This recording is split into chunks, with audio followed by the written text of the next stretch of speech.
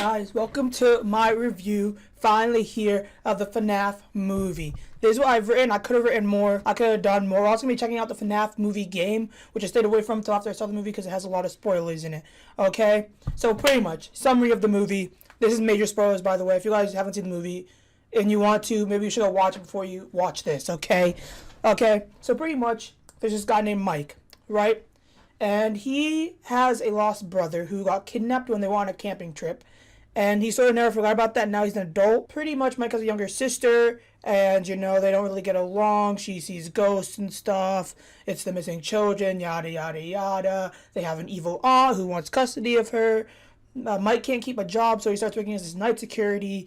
And the girl becomes friends with the animatronics. And pretty much everyone dies. Mike survives, though, with his sister. They live happily ever after. Honestly, the movie was okay? Here's things I didn't like, okay? To me, number one, not enough suspense, y'all. Not enough suspense. There was no moment in the FNAF movie where I was like, oh, I wonder what's going to happen next. There was no moment in time where I was worried about something or anything. There was none of that, which in my opinion is needed in a horror film. I feel like without that, it's just a film, but okay. The story was a little confusing. It really was. Like, that's all I can say. It was just really confusing. It felt really fast-paced and rushed. Definitely not the same quality as some of the movies. Yeah. So my point was I felt like it was rushed, lower quality. It definitely wasn't like up to like things like Maze Runner standards or Harry Potter standards, other standards like that, which I don't know. It was kind of disappointing. I can't even lie. The animatronics looked a little goofy. Yeah, they did look a little goofy. Some of the scenes, the animatronics looked just a little goofy. Just a little goofy, okay? Like, I was more laughing at the film than I was being scared of these animatronics, okay? And of course, I don't want to, like, be too hard on the film. I just feel like they could have done better. I'm not gonna lie. Like, it wasn't scary. That's another thing. It wasn't scary in the slightest. Like, if you guys want to compare scare level, I would have called this, like, a kid's horror, maybe. It was not scary, and it was definitely not meant for an adult audience, which I don't understand why. I feel like, as I said in one of the trailer reactions that I did, I feel like he should have kept it as an adult rated R movie. Not that you need more blood or gore. That's not what I'm saying, but it should have been an adult film, because he was catering to, like, this weird audience, and I don't even know what it was. The story didn't make sense. A 6 again, because I set it up here, but I felt like I had to say it again because the story did not make sense. I feel like I had to say it twice, okay? Because the story did not make sense. It didn't make sense. And you have to see the movie to, like, understand how it did, but it didn't make sense. And the cupcake was just goofy. Which is, once again, one of the animatronics, Chica's cupcake. The cupcake was goofy. And it didn't really scare anyone. It just sort of, it just made the movie even more goofy. They shouldn't have done the cupcake like that. They could have made it more ambient and creepy. Instead, a cupcake that's chasing you around trying to bite your ankles is not scary. Okay, things I did like is I felt connected to the main character, Mike. I sort of did, you know. I felt like he, by himself, like, he was a good actor. I felt like he was okay in the movie, you know. Part the animatronics looked decent. They did look pretty good. They looked pretty good, okay? In some scenes, they looked a little whack, especially if you looked at them from the back. But, you know, they definitely looked like someone was wearing them, but for the most part, like, when they're on stage, they look good. When they're walking in the hallways, they looked good. It did have some funny moments I was expecting. That is true. I thought it was going to be, like, more horror. It was more, like, slap horror comedy. They had like, a lot of, like, weird, like, half jokes in there. Okay? Number 4 was, you know, my boy Corey Kenshin carried his scene. He really did. He really carried his scene. But this was another scene where the animatronics looked pretty goofy. I'm not going to lie. Freddy sitting in the back of the car like that looked goofy. Where to? Why do I always get the weirdos? I don't know what that was. Okay, the bits where the character having the dreams are engaging, I did enjoy those, yes. So he would, like, have these dreams every night of seeing his brother get kidnapped all over again and chasing after those. I actually did like that, but it didn't make sense for the story. I liked the idea, but the story wasn't there for the idea to make sense. And number 6 was one jump scare sort of got me. I was there more because that's sort of the whole point of FNAF. Very true, very true. And the one jump scare that did get me was the Balloon Boy one. Imagine Balloon Boy being the scariest animatronic in your entire show. That's really sad, Scott. I can't even lie. Okay, and I'm an adamant FNAF fan. I love it, but I feel like you could have done a little better, okay? And I like the girl who got bit in half. So guys, I wrote this last night at like midnight. I don't even remember what I said. Okay. Yeah. There was a girl that got bit in half, and I was not expecting that. It wasn't like horror or anything, but I just sort of thought that was funny. Okay. So I wrote this paragraph to better explain the story, which I can't really do off the top of my head. But I will say, I felt as if the story itself was sort of all over the place. I understand what happened, but I don't understand why it happened. You know, I understand what the story was getting at, but it just doesn't make sense why the story was getting at that. You know, okay, so his brother was kidnapped by William, and that makes sense, but I don't understand why William kidnapped him. Because, as I said before, guys, his family, the four of them, his mom, dad, and the two brothers, because the sister wasn't born yet, apparently, or something, they went on a camping trip into the middle of the woods, in nowhere. And his mom left, okay, for about a minute or two, and she told Mike to watch his little brother, okay? And so in that 1 or 2 minutes that the mom was gone, his little brother, I don't remember his name, Garrett, his name was Garrett, gets kidnapped by Springtrap. And to everyone's knowledge of FNAF, that's not even how it works. I don't understand why Springtrap was following this random family into the woods to take one, not even both, he only took one of their sons, to kill them? He didn't even show them in a suit, which didn't make any sense to me. He just killed him? Like, this story made no sense. It was surprising to me that Springtrap was even in the movie, because I feel like that should have been like a sequel movie, you know? I was like, what? Springtrap looked goofy half the time, but it didn't make sense to me that Springtrap followed these people out in the woods to kidnap one of their sons when every other lore, it's obvious that Springtrap lures them into an office and stuffs them in a suit. I expected Garrett to be one of the animatronics. Like, I thought Garrett was going to be like Foxy or something. It's going to be something cool like that. No, Garrett just disappeared. He just doesn't exist anymore in the film. It doesn't make sense. Yeah. It's also something I didn't like. I pointed out that it was really obvious who the villain was from the very first scene. Like the first scene you show him, it's really obvious that he's the bad guy, and so that's none of the suspense either. Like it's very obvious by the way they act that he's the bad one, and I actually really didn't like that. Like I feel like. Because, you want to be thinking during the movie. You want to be imagining what's going on, you know? Yeah, leave us wondering instead of telling us in the first 5 minutes. That's better. Show, don't tell, you know? Yeah, I don't understand why William's helping Mike find jobs either. Okay? Okay, so, guys, in the movie, William Afton is this dude. He's going by a different name, and he's helping Mike find different jobs. And so Mike can't keep a job, so he sends him to the pizzeria. And he's very evilly, he wants him to die there. And that just didn't make sense to me. I didn't understand why. And then at the end of the movie, he also tries to kill Mike again, and I don't understand why he's trying to kill Mike. It never really explains that well. From what I know, he should have wanted to kill the girl more. I don't understand why he was targeting Mike so heavily, because the animatronics go after kids. That didn't really click for me either, because I was like, why does he want Mike dead so bad, just like his brother? Why? Just why? That has nothing to do with FNAF at all. The main characters really, really slapped together, yeah, and the side characters were not needed. That is also very true. Some of the main characters felt slapped together, and there was Mike. There's Mike and his sister, and they felt a little they were okay. But everyone else in that film was a side character. Everyone else in that film was a side character.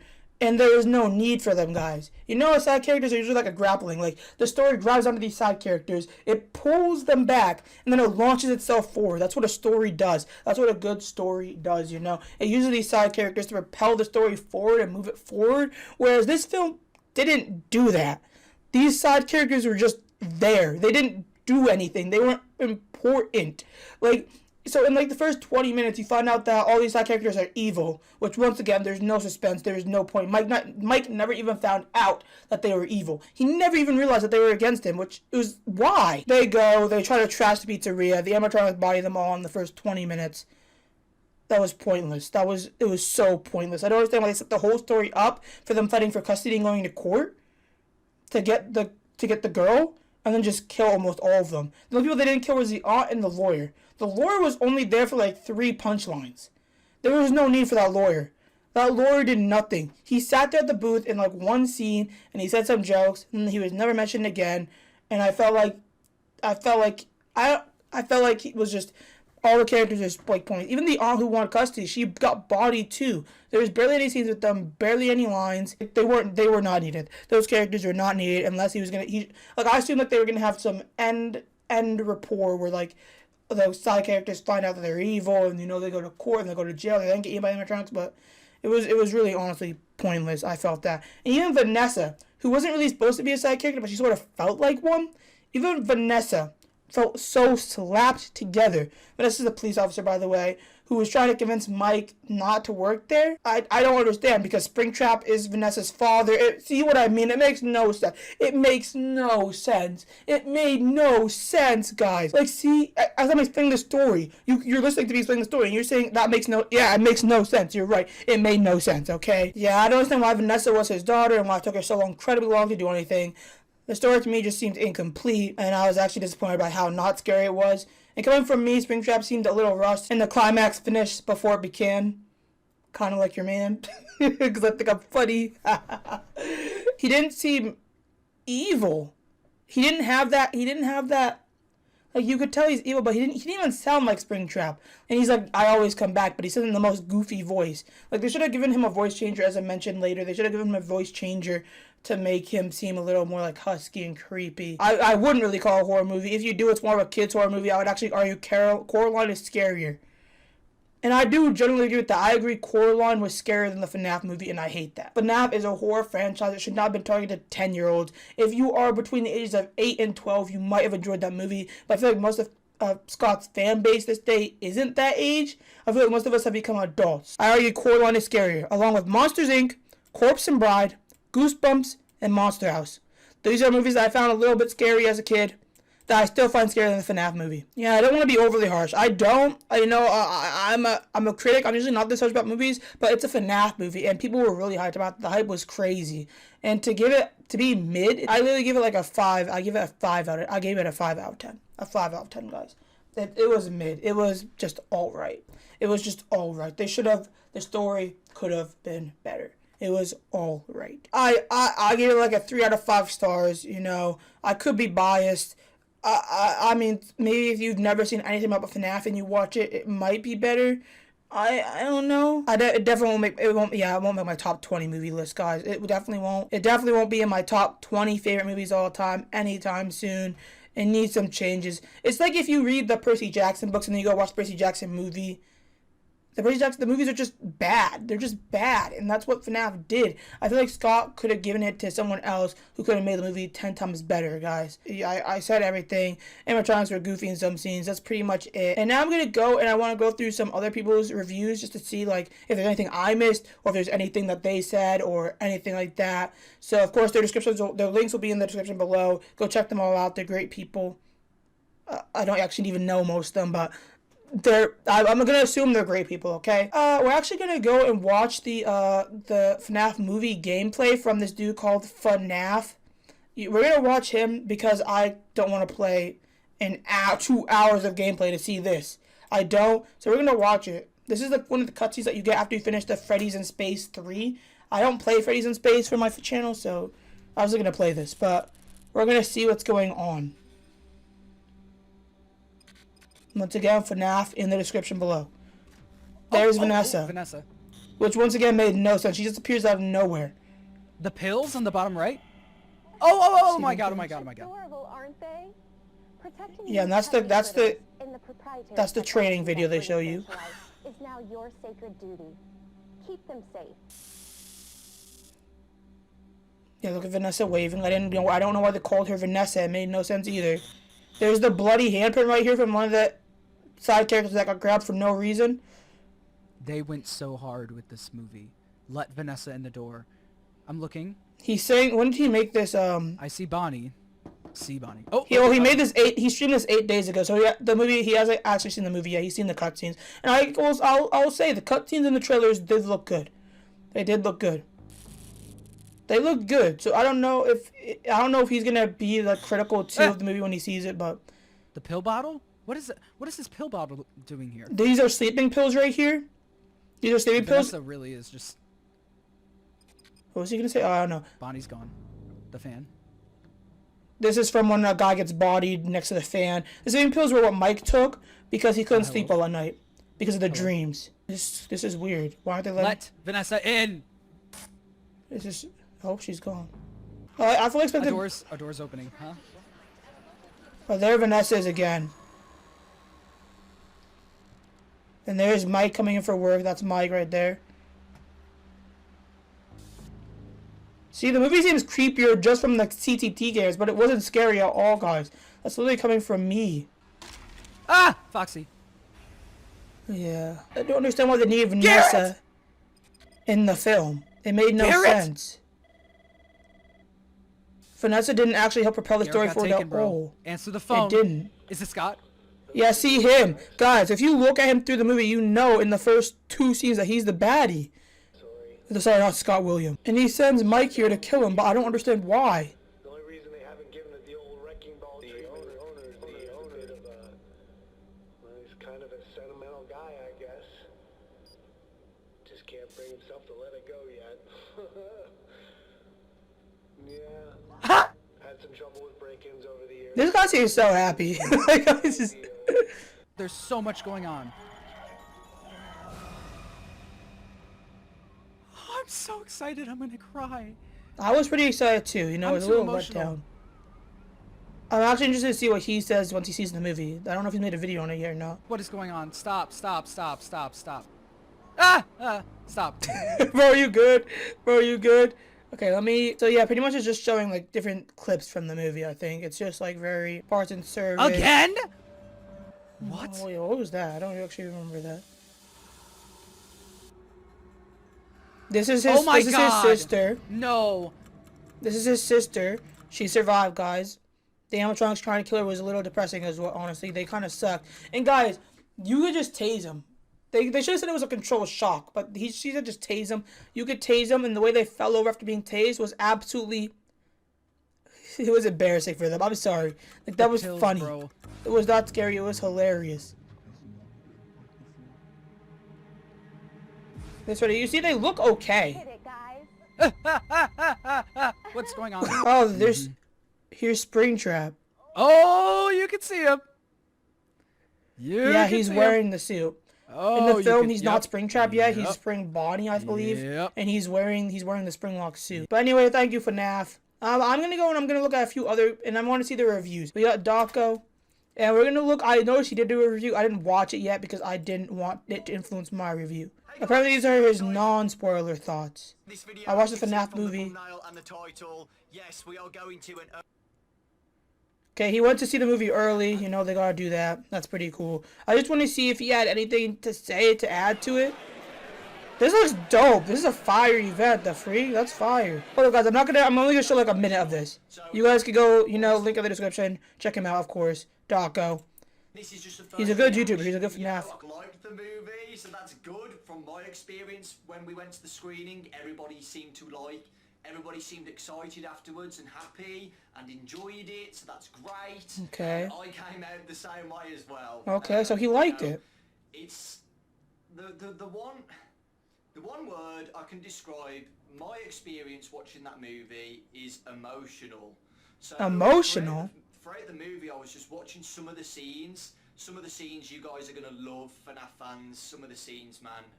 They are really solid and really surprised me, actually. Like, it was surreal to see. Like, I do agree. Some parts of the movie were okay. They were, I would say they were okay. It was worth the wait. I can't say anything specifically what happens. So he really liked the movie. That is... I don't know if I was expecting that response. Let me type in this dude over here. Let me see if he did one. He did one, but he did it with major spoilers, okay? We got my boy 8-Bit Ryan here. Check him out, link in the description. Y'all know the good stuff. Y'all know the good stuff. Only gonna react to like a minute of his stuff. I admire this dude's editing skills, though. He's good. Let's see if he... I just want him to say something, like a one-word description of what he felt the movie was. Medication in order to try and cope with the things that have happened to him very early on in life. He came from a loving family at one point in time. Yeah, so he's like giving a way better summary than I did, guys. A way better summary. If you guys want a better summary of the video, maybe you should come here. One of the other rooms where she kind of talks and says like, oh, you shouldn't be bringing Abby here. This can be dangerous. Yeah, so Vanessa did tell him not to bring Abby there. She didn't say why, though. Kill for this dude, and that's pretty much the gist of it. So maybe the children do have a more purposeful role in this whole thing. Also, the suit choice. I believe it's the Ella doll from the book series. That's the one that we see. It's creepy and it's messed up. And one thing I will say as well is it was kind of different hearing William in the movie speak so freely. We're used to kind of hearing him, you know, he's got this sinister. Yeah, that's what. Yeah. Evil, almost James Bond villain like plot behind the scenes. You can just Imagine him sitting there, you know, he's got his fingers on a desk as he's watching all this go down. I think he liked the movie. Opened up I'm the not world, sure. man. There was so much more going on. This is what we don't get to see in the games, right? We get this teased in the mini games. Sitting down, I was like, oh my gosh, we're gonna watch a movie on this thing, man. It's like, it's crazy. Extremely excited for the future of the movie series and also whatever Scott chooses to work on next. So I think he liked it too. Now, of course, you know, these two are like primarily FNAF creators. They do a lot of FNAF stuff. So, you know, of course, you know, there is probably some biasness in there. See, guys, this one got 2 out of 5 stars. FNAF movie's too generic is what this article says. No edge. I agree with that, you know. Yeah, it looks good. The animatronics look good. There's no complaint about that. They look good, guys. Look at them. They look how you would expect. It never really feels like much more than a ticking of elements of a list. The movie certainly has the trappings of FNAF, but little of the appeal or tone of the games, which leaves you wondering who is it for. It's not tense or odd enough for long-term fans, while also not being engaging enough for newcomers. It's possible that after so long, fans might just be glad to see Five Nights at Freddy's recreating so faithfully on the big screen. You're left wishing that the filmmakers just lean into the aspect more, relying on that to draw the newcomers in rather than bland story we're left with. And see, guys, I feel like I've seen like 4 or 5 articles saying things like this. I don't know if I think a lot of FNAF fans right now are. I think they're biased. I generally think people like Dawko, 8-Bit Run are a little bit biased towards FNAF movie. If you look at it from maybe it's just me, but if you look at it, it's really messy. It's really messy. They only give it a 2 out of 5 stars. It's one less than I did, because I still think I'm a little biased. Like I feel like it could have been better. I'd recommend you guys seeing it and then leaving your honest opinions about it in the comments. Anyways, guys, thank you so much for tuning in. I'll see you guys in the next one. All the channel descriptions are in the link below once again. And anyways, like, subscribe. Peace.